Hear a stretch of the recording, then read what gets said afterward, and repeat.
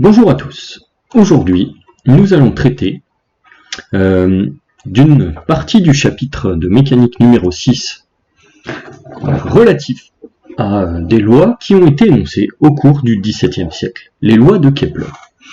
Les lois de Kepler sont des lois qui ont pour but de décrire au mieux les orbites des planètes au sein du système solaire. De manière plus générale, ces lois vont se référer à n'importe quel objet céleste, satellite, planète, en rotation autour d'un astre attracteur. Alors on peut imaginer un satellite en rotation autour de la Terre, une planète en rotation autour d'un soleil, etc. Donc les lois de Kepler sont au nombre de 3. Une première loi, donc, qui va être une loi qui va nous servir à décrire la forme des orbites. Donc on l'appellera loi des orbites. Cette loi nous dit que les orbites des planètes du système solaire sont des ellipses dont le Soleil constitue l'un des foyers. Donc c'est une loi, on peut dire, géométrique.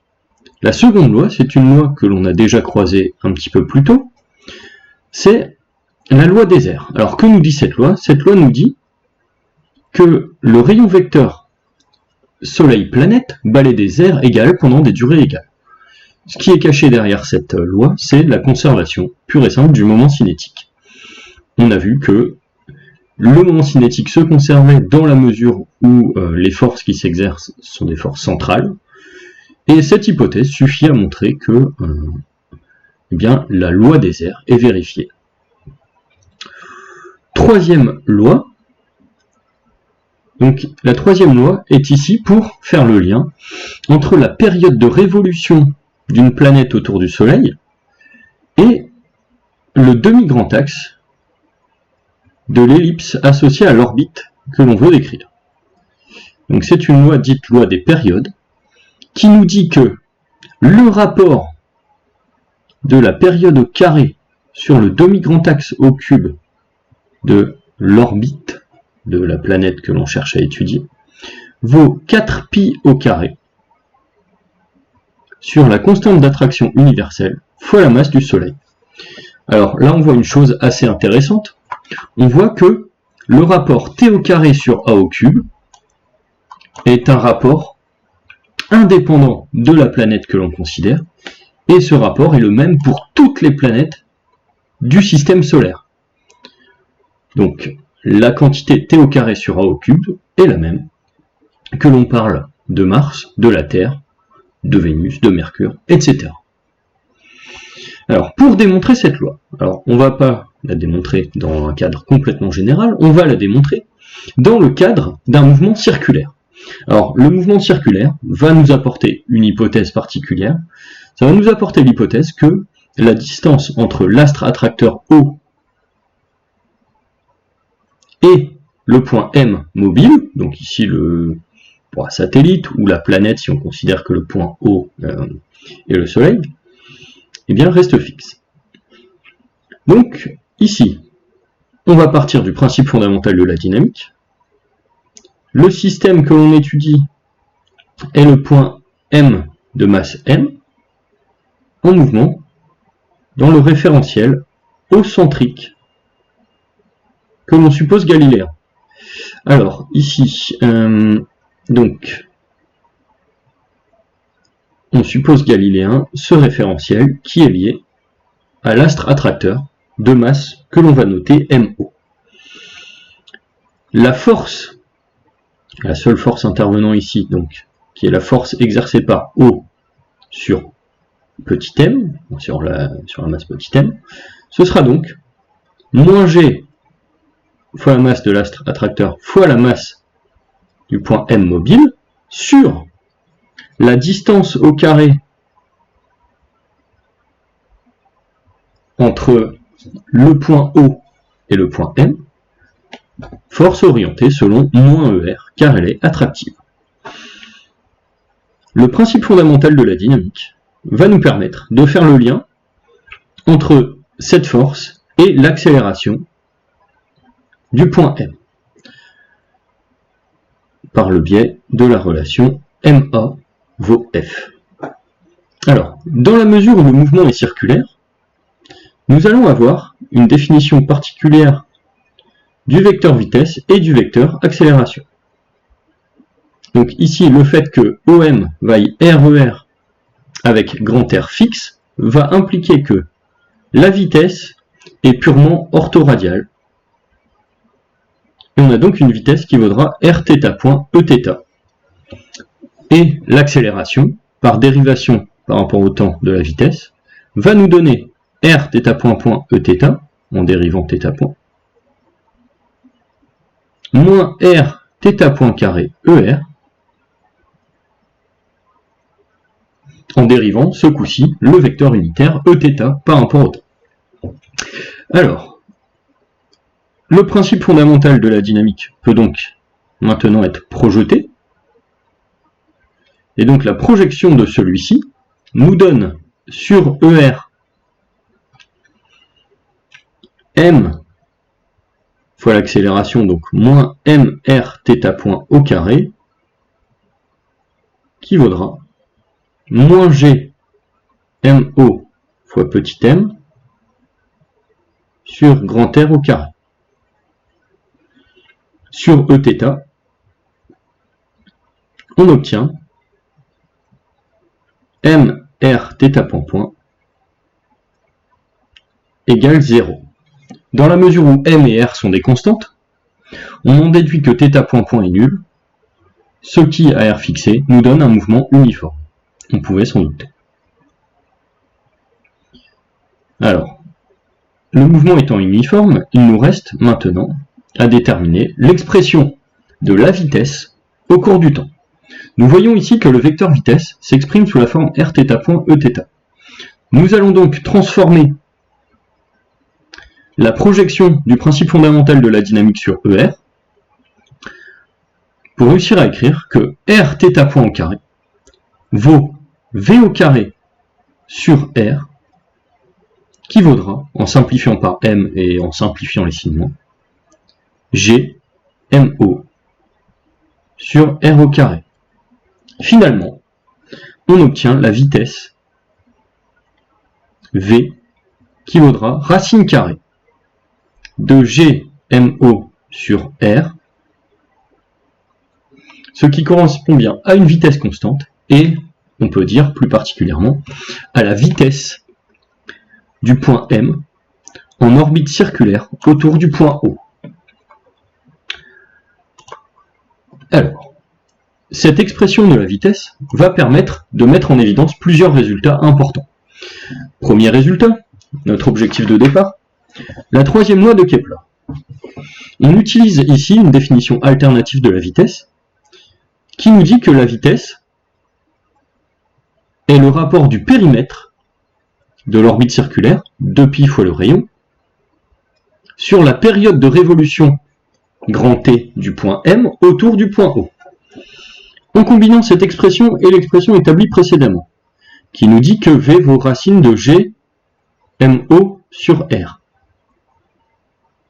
L'élévation au carré nous permet d'obtenir que T au carré sur R au cube vaut 4π au carré sur grand G fois la masse de l'astre attracteur. Ici, on a donc démontré dans le cadre d'un mouvement circulaire la troisième loi de Kepler. Donc, troisième loi de Kepler.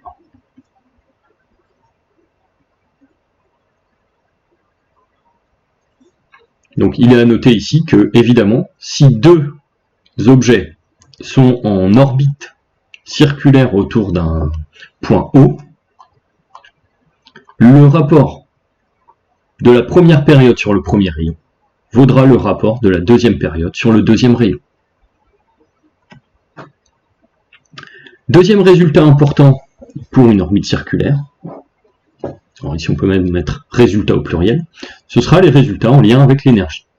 Alors, l'énergie cinétique va s'établir très simplement, dans la mesure où on connaît déjà l'expression de la vitesse. On sait que l'énergie cinétique vaut la moitié de la masse fois la vitesse au carré.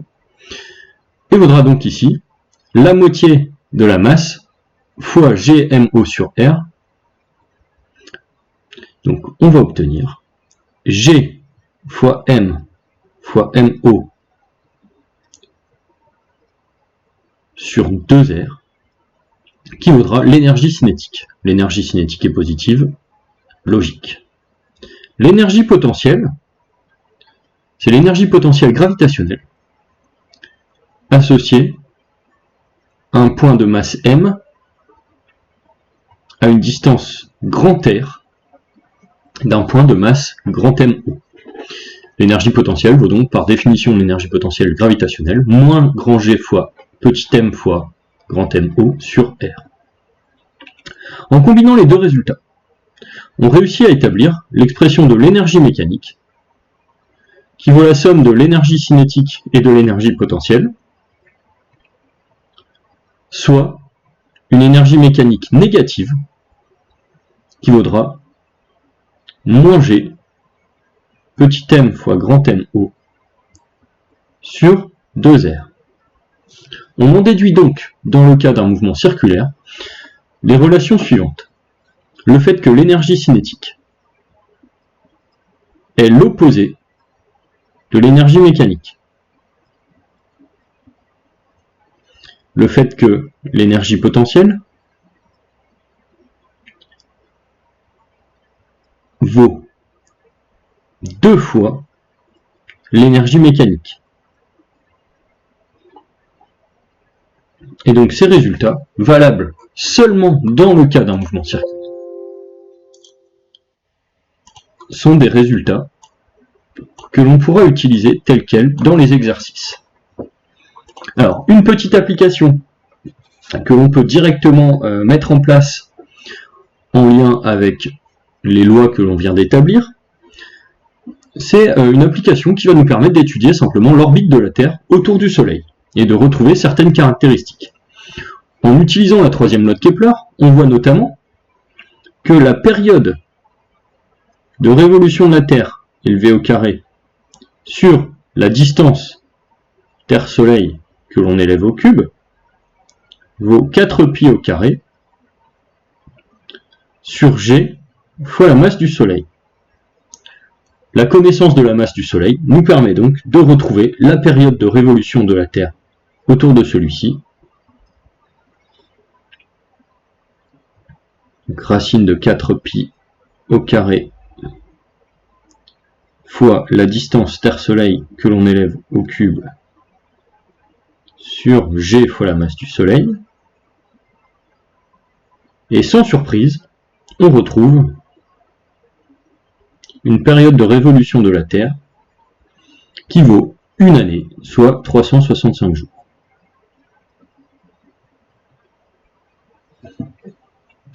On peut également se servir des résultats obtenus pour établir la vitesse de la Terre dans le référentiel héliocentrique.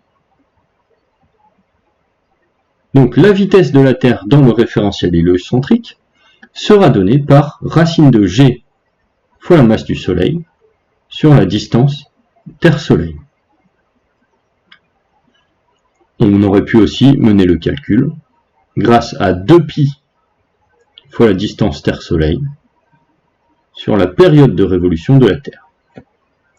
L'application numérique nous donne ici une vitesse que l'on peut qualifier d'élevée. La vitesse de la Terre dans le référentiel héliocentrique est en effet de 29,8 km par seconde.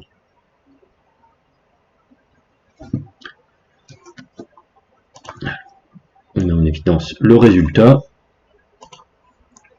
et on passe à un troisième cas.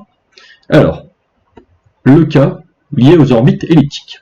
Alors le but ici ne sera pas de faire une démonstration complète de la troisième loi de Kepler pour une orbite elliptique. Le but va être simplement de montrer que ce qui joue le rôle du rayon dans le cas circulaire, c'est le demi-grand axe de l'ellipse. Donc formellement, on obtient toutes les formules liées au mouvement elliptique en remplaçant le rayon R du cercle par petit a.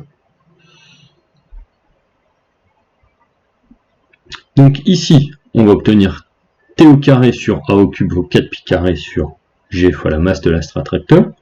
Et on obtiendra aussi le résultat relatif à l'énergie mécanique. Donc l'énergie mécanique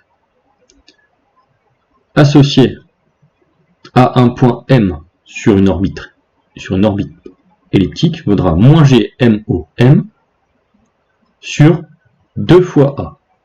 On va se proposer de mettre en évidence ce résultat et de le démontrer. Alors, ici, on part très simplement d'une orbite elliptique.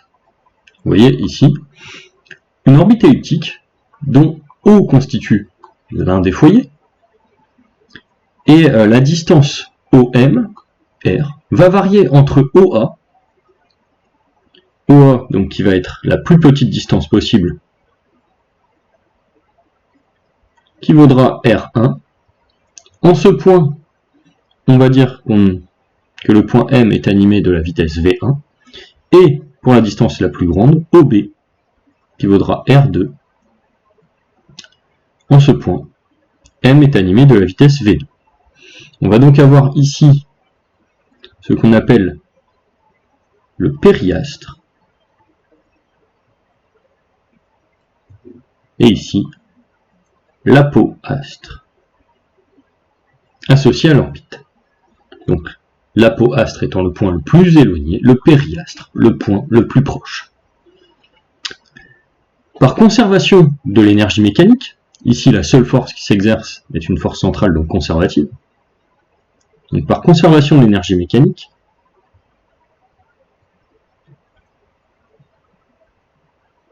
on obtient une égalité entre l'énergie mécanique au point A et l'énergie mécanique au point B sur l'orbite elliptique. Donc ici, on va obtenir le fait que EM vaut la moitié de la masse fois la vitesse au carré, moins G MMO sur RI, avec I égale 1,2. Alors ce résultat est évidemment bien plus général, c'est-à-dire qu'en tout point de la trajectoire, on peut exprimer l'énergie mécanique sous la forme de l'énergie cinétique 1,5 de m fois la vitesse au carré, plus l'énergie potentielle, moins g petit m grand MO sur RI, et en tout point, l'énergie mécanique sera la même.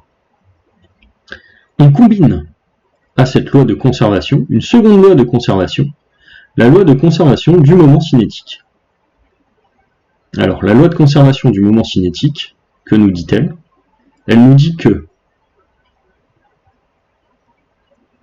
simplement, en établissant la constante des airs, on obtient C qui vaudra R carré θ point. Alors ici, petite spécificité, au point A et B,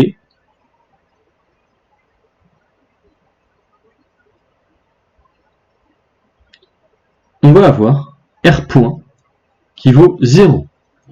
C'est-à-dire que l'on est sur des extrémums de la distance entre le point M et l'astre. Un minimum pour A, un maximum pour B.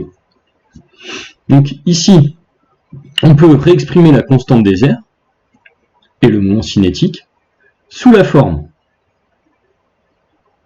on va le faire pour le point A, LOA qui vaudra OA vectoriel MV1, soit R1, 0, 0, vectoriel M, R.1, R1, θ.1, 0. Or, on sait que R.1 égale 0, d'où V1 qui vaudra R1 θ.1. Ceci n'est valide que sur les deux points spécifiques A et B.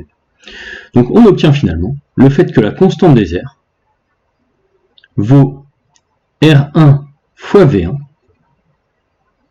qui vaut aussi R2 fois V2, en utilisant la même hypothèse. Donc en gros, ici, qu'est-ce qui s'est passé? On a écrit le moment cinétique comme étant égal à M R1 V1 sur EZ, ce qui vaut aussi M fois C selon EZ. Donc, les deux résultats qui sont ici, on va maintenant s'en servir pour tenter de généraliser l'expression de l'énergie mécanique au cas d'une orbite elliptique. Alors, ici, on va écrire que l'énergie mécanique, qui vaut la moitié de la masse fois la vitesse au carré, vaut aussi, enfin plus l'énergie potentielle, vaut aussi la moitié de la masse fois C au carré sur RI carré moins G M M0 sur RI. Cette équation est vérifiée par R1 et par R2. Je vais transformer cette équation en équation du second degré.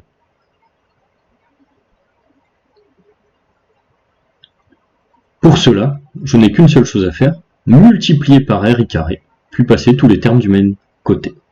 Je vais diviser par EM pour des raisons pratiques de calcul, c'est-à-dire que je vais diviser par EM pour avoir un facteur 1 devant RI au carré. Donc j'obtiens RI au carré, moins, ici plus, on va ordonner les termes, plus G, M, MO, sur EM fois RI, moins M C carré sur 2 facteurs de EM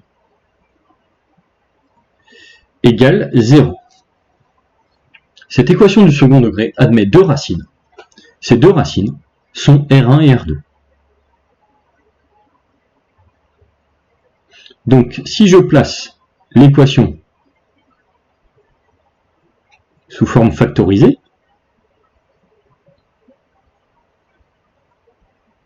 eh bien je vais obtenir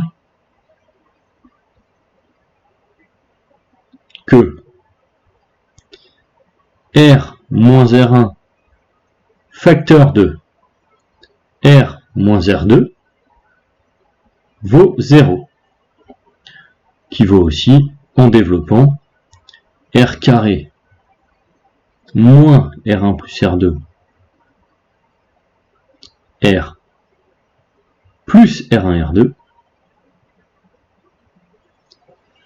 Alors, par identification, je vais pouvoir maintenant cibler différents termes. Alors, qu'est-ce que j'entends par là? Eh bien, on va constater que moins R1 plus R2 vaut plus GMMO sur EM, et on va constater également que moins MC carré sur 2EM vaut R1 plus R2. Donc par identification, je vais reprendre le crayon, hop, par identification,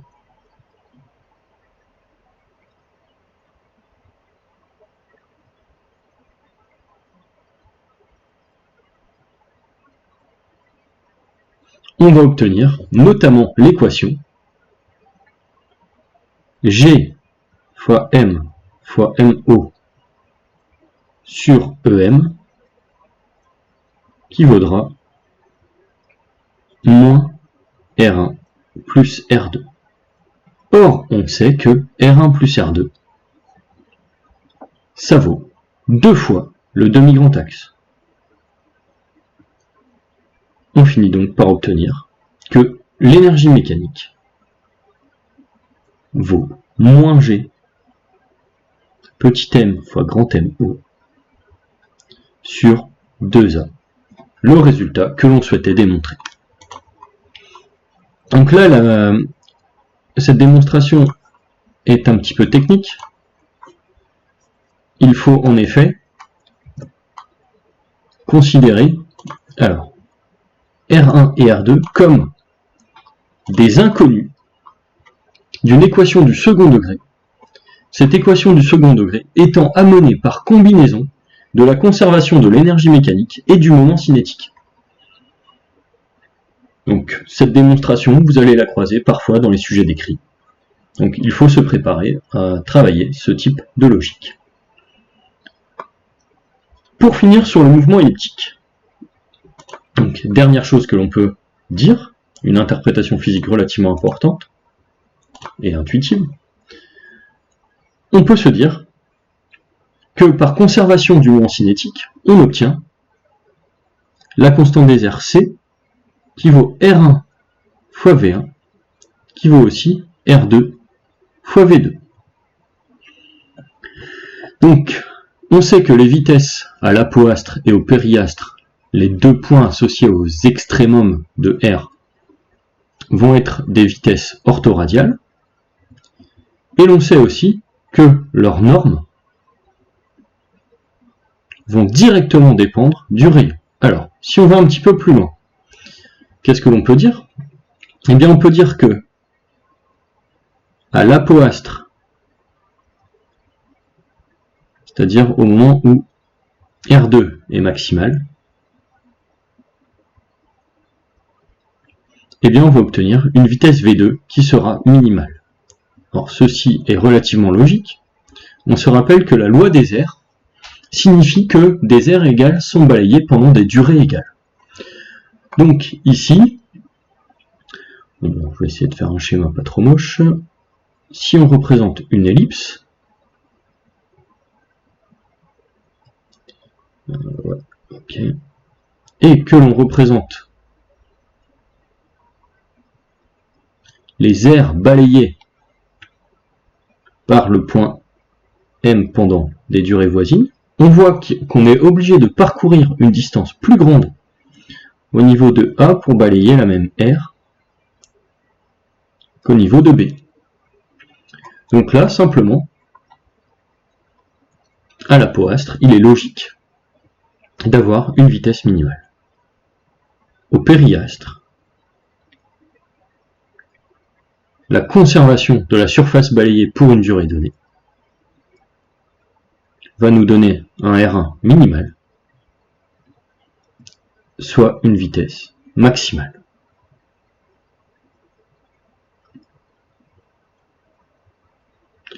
Alors, il reste ensuite un petit exemple d'application qui est une reprise directe des résultats précédents, donc une prise en main des démonstrations. Je vais juste vous expliquer rapidement, pour terminer cette vidéo, le principe et l'utilité de ce qu'on appelle une orbite de transfert. Alors, qu'est-ce qu'une orbite de transfert? Une orbite de transfert, c'est une orbite qui va nous permettre de passer, par exemple, d'une orbite circulaire basse de rayon R1, égale OA, à une orbite circulaire haute de rayon R2, égale OB. Donc ici, on peut imaginer un point en orbite circulaire basse le long de OA, qui à un moment donné subirait une accélération qui lui permettrait d'atteindre le point B. Arrivé au point B, le point M subirait une seconde accélération qui lui permettrait d'adopter l'orbite circulaire. Donc l'objectif ici est, à l'aide de deux accélérations bien choisies, de faire passer un satellite d'une orbite circulaire à une seconde orbite circulaire, simplement en consommant du carburant en 2 points. Le transfert d'une orbite à l'autre se fait alors en parcourant une demi-ellipse la demi-ellipse permettant de relier A et B. Donc la période associée est évidemment la moitié de la période de révolution sur l'orbite elliptique étudiée ici.